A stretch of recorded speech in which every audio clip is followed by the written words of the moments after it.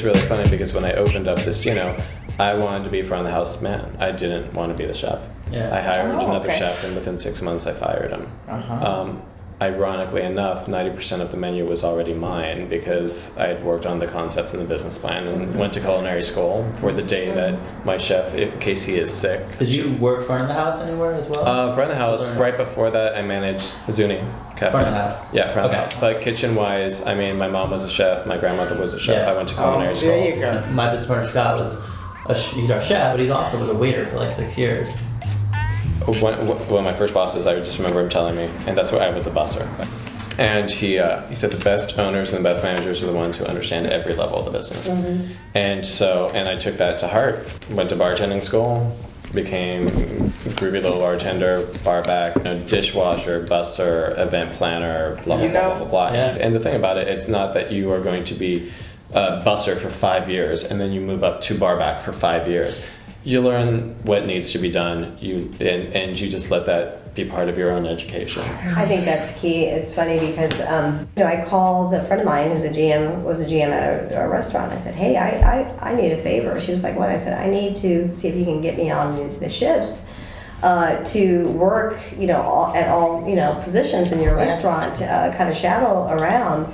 If you can get me on the schedule, for a couple weeks here and there. And she said, are you sure? You're crazy. I was like, no, I got to do it because if I'm going to be trying to tell people what to do, I want to understand what does it take behind the house to make sure that those things are happening effectively. Basically, it was a apprenticeship, but it was really important and it was eye-opening for me to be prepared for this stage, and I think that that's key. How long have you guys been open now? 3 months, 3.5 months. So it's 3 months? Yeah. How long have you been open? 2.5 years. 8 years. 8 years, and then the newcomer. So how do you stay motivated? Because I'm sure there's some days when you go. Lots of coffee. Caffeine is critical. Red Bull for me. You have to be in the restaurant business. You have to love it. Bottom line, you have to love it. I think that's really important to do something that is true to your roots and your family and your life experience. I think it's also just really important to follow your passion and your heart, because if your heart's not in it, and if you don't have the passion behind it, I mean, if you don't believe in your own concept, how are you going to expect other people to believe in your concept as well too? Yeah. You have the days where you literally have 2 people walk through your doors and you're like, why am I doing this? Perseverance, endurance.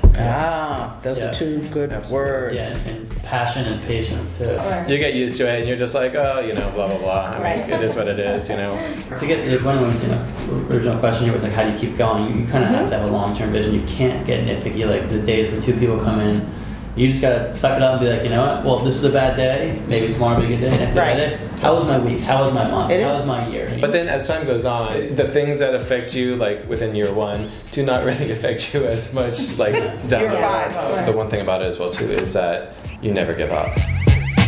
So if you weren't doing this, what would you be doing? Probably do travels and learning languages. I just want to speak. Like I'll be getting into it, like just be a translator or something. And if I had time to really do my passion, I'd probably be a music producer. I'd probably be, sounds really weird, but I'd probably be getting into like solar energy and solar panels. Or a professional hockey player. It's kind of funny. It's I mean, Destino has been such an immersion of my life and passion since literally 1991. So with that being said, I've the plan B.